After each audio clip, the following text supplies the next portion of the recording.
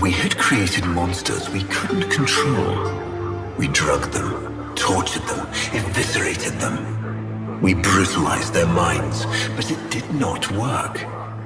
Until they came.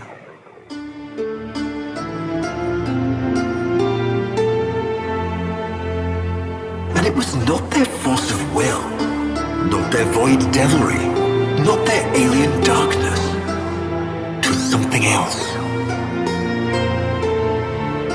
It was that somehow, from within the derelict horror, they had learned a way to see inside an ugly, broken thing. And to take away its pain. Warframe, at its heart, is a story about ugly, broken things. We all in our lives have experienced what it's like to feel broken, what it's like to feel ugly, even, whether on the outside or the inside. This is an analysis of the Warframe story and its expert portrayal of its cast of ugly, broken characters. And more than that, how these ugly, broken things take away each other's pain. First off, we should look at the main protagonist of Warframe, that being the Operator. The Operator, or the Tenno, is the vessel in which we, the player, inhabit in the world of Warframe. As a Warframe is a vessel to the Operator is a vessel to us. The Tenno's power, as described by Ballas in the Sacrifice quest, is not that of being void-touched, mad, or anything of the sort, but rather that of being able to see inside an ugly, broken thing and take away its pain. However, while the Warframe and its pain are taken away, their minds free from the endless agony, who takes away the pain of the Tenno? To answer that question, let's look at some of the other characters close to the Tenno and see how the Operator takes away their pain. The most prominently featured character in Warframe beyond the Tenno themselves is the Lotus. The Lotus is essentially the guy in the chair, as coined by other media. The Lotus cares for and advises the Tenno in all their efforts of maintaining a relative balance in the Origin system, ensuring that no evil goes unchecked.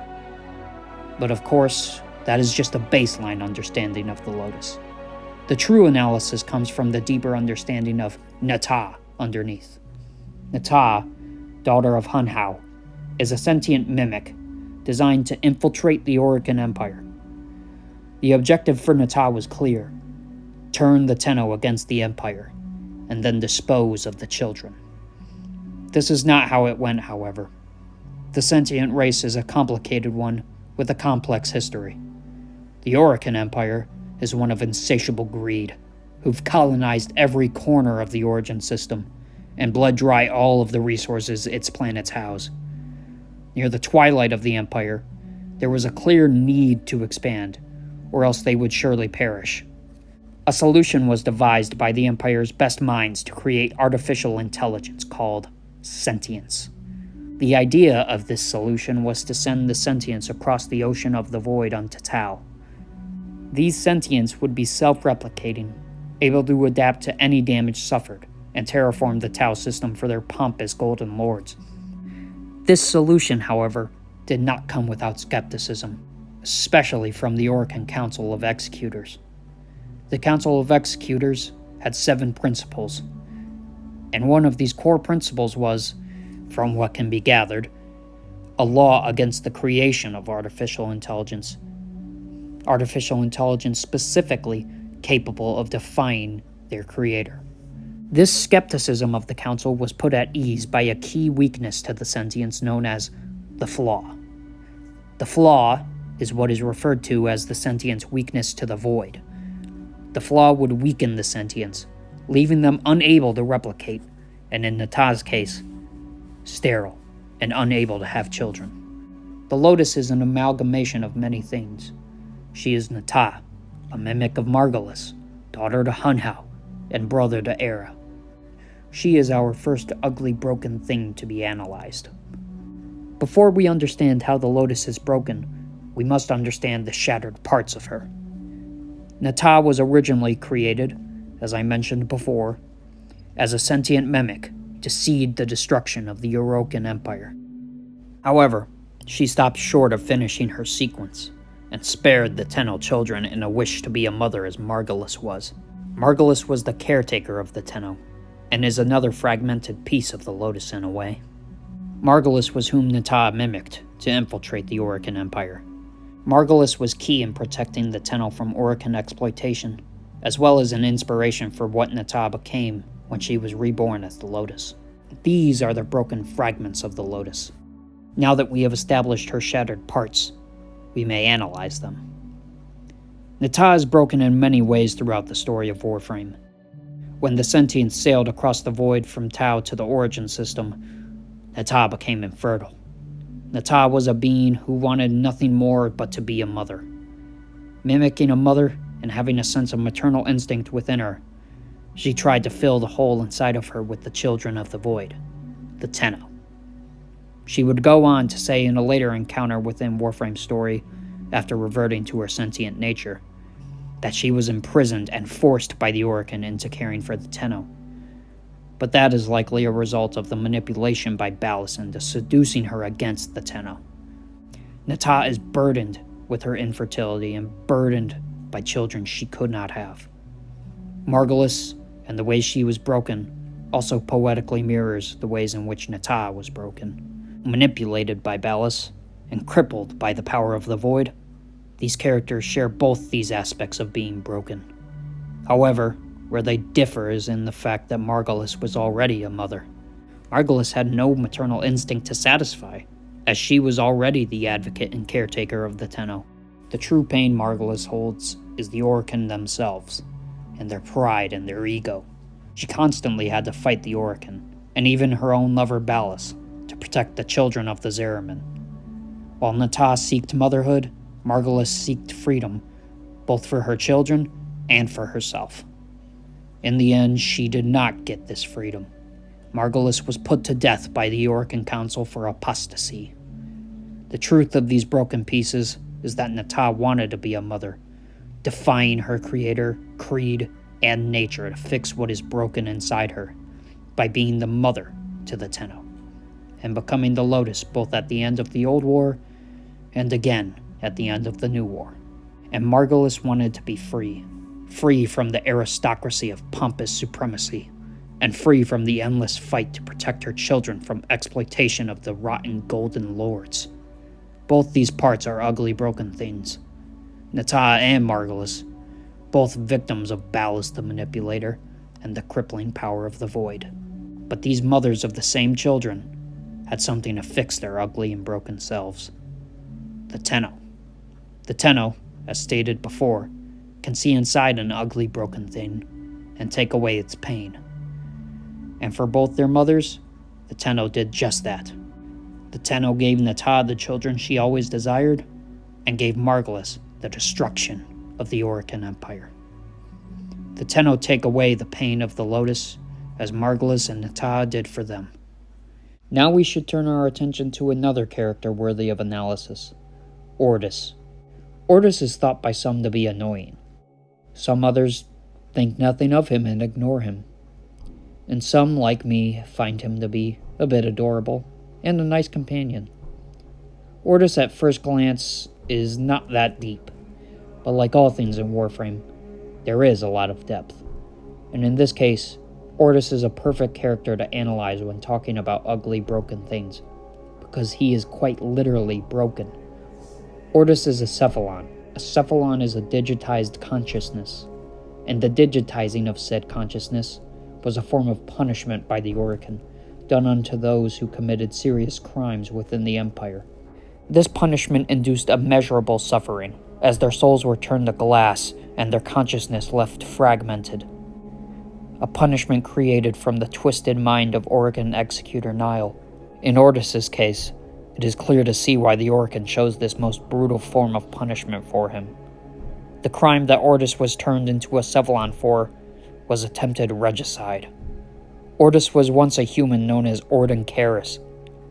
Ordin Karis was a hyper-lethal mercenary in service to the Orokin Empire, where he committed many atrocities for their lordships, earning the title Beast of Bones. Eventually, these actions tormented Ordin to where his actions became irreconcilable to himself. This pain and suffering he inflicted was ordered by the Orokin, and to atone for his destruction, he attempted to murder the Orokin executors. To be able to murder the Orokin executors, he committed many atrocities in their name, to the point that they could not be ignored. When he finally got the attention of the council, he was offered godhood by the Orokin, and this insulted him. Ultimately, he tried going through with his plan of destroying the executors. Unfortunately, he failed in this attempt, and suffered greatly for it. For his treason, Ordin was digitized and became a Cephalon. He was put into service for the Tenno, and his former personality was immensely suppressed, with the new personality of Ordis in its place. Over generations, however, is when Ordis becomes broken in a literal sense. His digital mind began to crack, with his memories returning to him over an unknown but long span of time.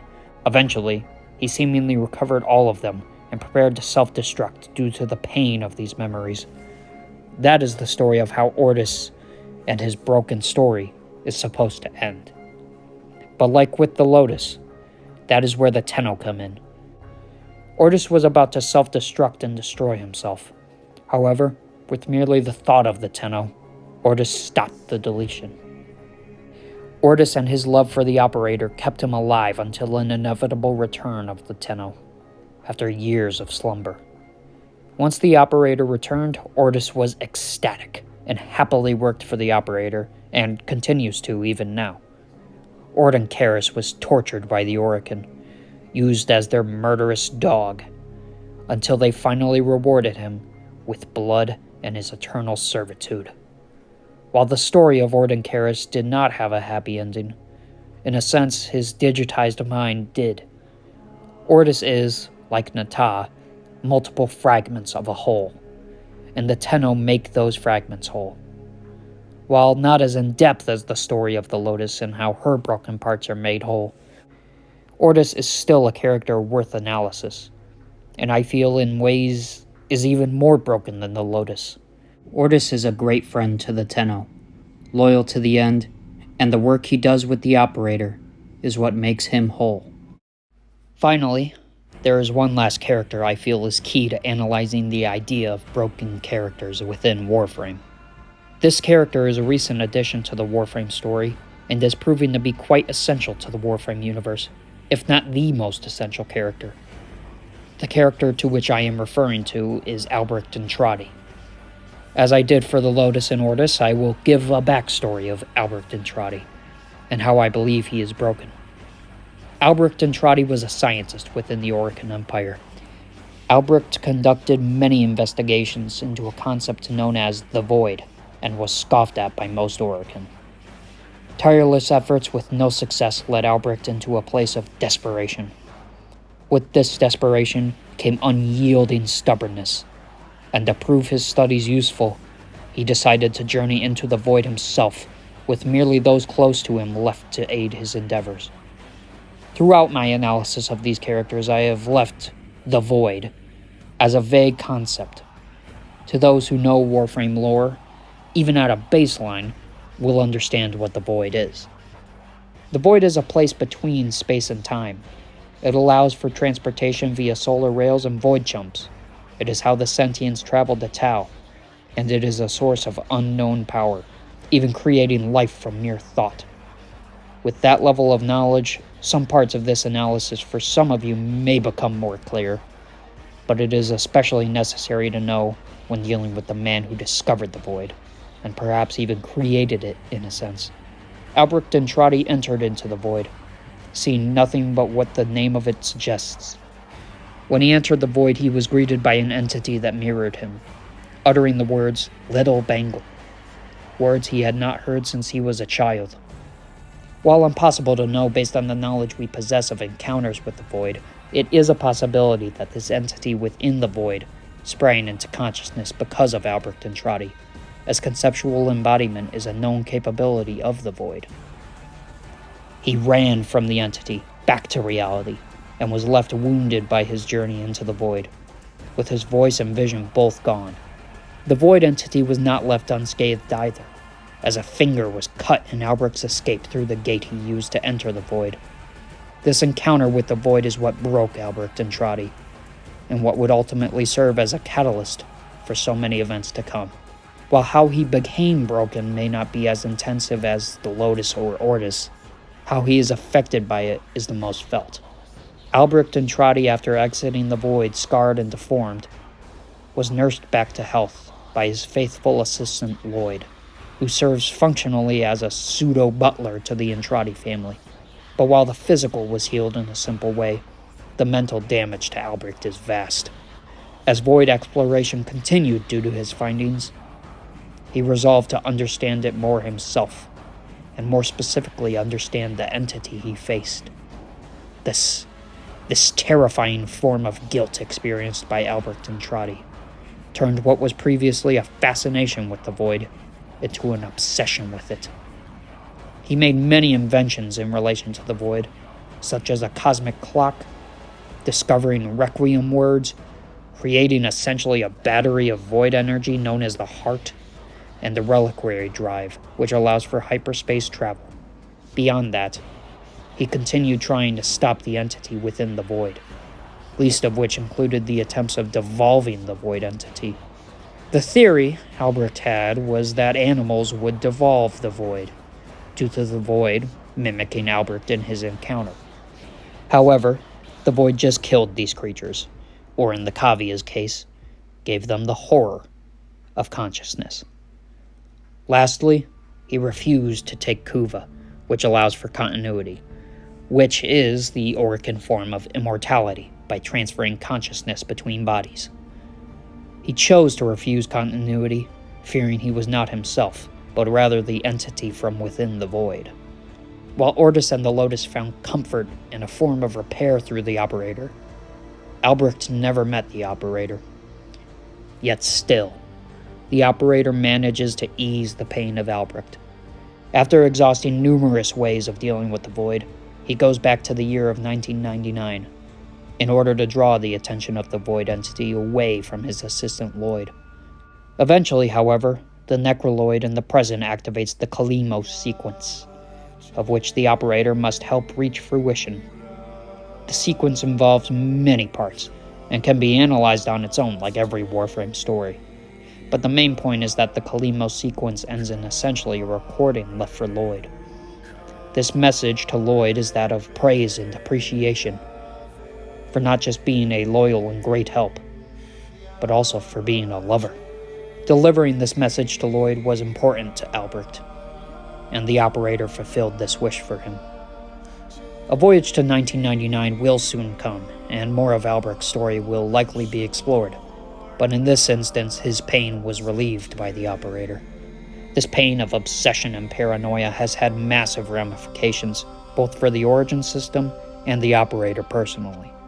And it is now the Operator's job to deal with the consequences of Albert's broken mind and prevent further pain being caused from it.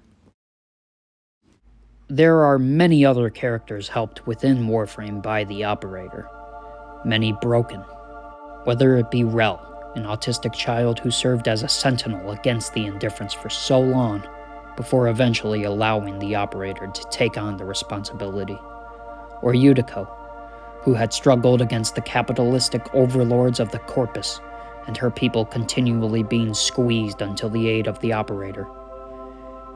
And even Era, the sister of Nata, whose pride and thirst for vengeance blinded him almost to the end, until he finally realized what he had become, in order to help the Operator stop Ballas. The Operator sees inside ugly broken things, and takes away their pain. That is the end of my analysis of just a few characters the Operator has helped. But that is only half of why I have given these analyses. The other side of this is how the Operator's pain is taken away. I have analyzed the Lotus, Ordis, and Albrecht in a baseline manner to show how the Operator has been able to help them with their pain and their past trauma. So now I will finally analyze the brokenness of the character that connects them all. Us. In the Warframe universe, we the player are the Operator, as I mentioned before. So in this final part of the video, I shall be referring to the operator as I and we and so on. The Tenno are a force throughout the Origin system, as protectors and warriors who defend the defenseless. Through it all, Warframes appear as husks, as in a sense they are, and are piloted by us. We face an endless struggle against the forces of greed and war. Whether through Grineer and their immense militarization, or the Corpus and their micromanaged armadas. In addition, we face even greater threats, whether it be Orokin creations such as Sentience and the Corrupted, or abominations of the Void, be they Thrax or Murmur. Through all of this, to so many of our allies, we appear as silent warriors who bear the pain of these battles with no complaint. But like all things in the Origin system, there is a bit of humanity in everything, and the Tenno are no different. So the question is, if we are human, and we feel the struggle of it all, in addition to helping take the pain away of so many around us, who helps take away our pain?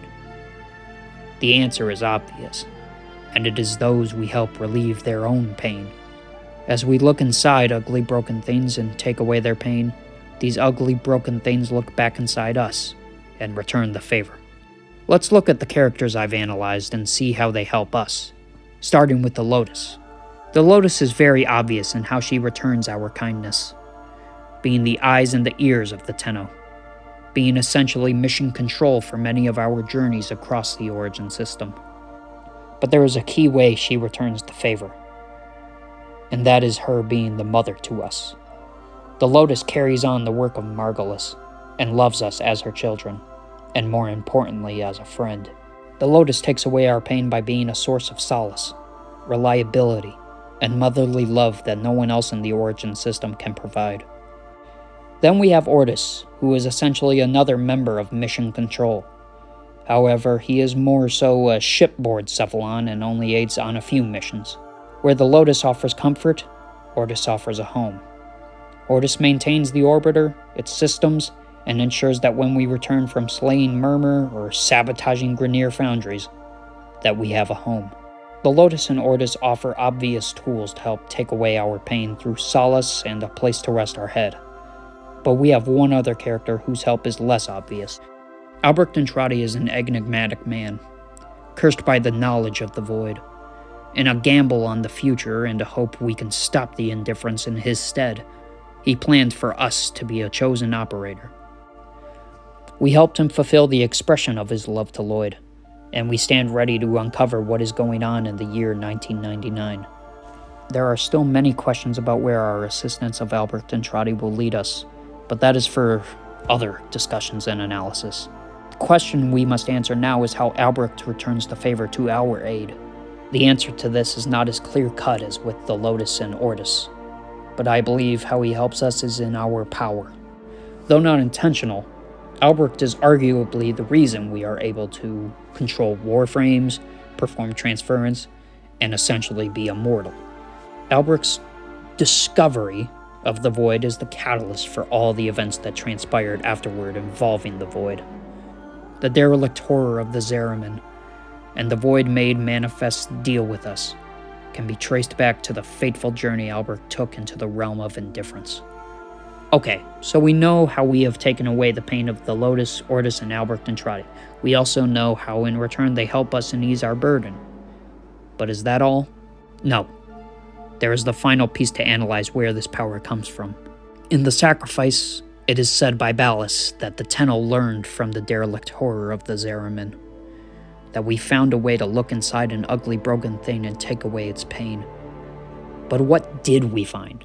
What specifically did we learn? We didn't learn to see inside another broken thing as Ballas surmises. That was merely an after effect of what we truly learned. From within the derelict horror, we found a way to look inside ourselves and know our pain. Our pain is what allows us to help others in pain. And as we are a cure for the pain of the innocent residing within the Origin system, we too are cured. We are not cured by force of will, not by void devilry, And not by alien darkness. It is something else. A commonality of pain is shared between the characters within the Warframe universe. And in that commonality comes empathy and understanding. The pain is eased because we are understood. Those we help understand us, because as we understand their pain, they understand ours. The Tenno are more than a warrior caste.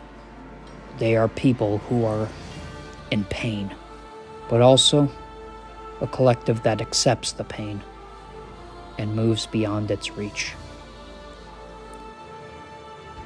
Thank you for watching and listening to my analysis of Warframe and the ugly, broken things inside it. And more than that, how they rise above it.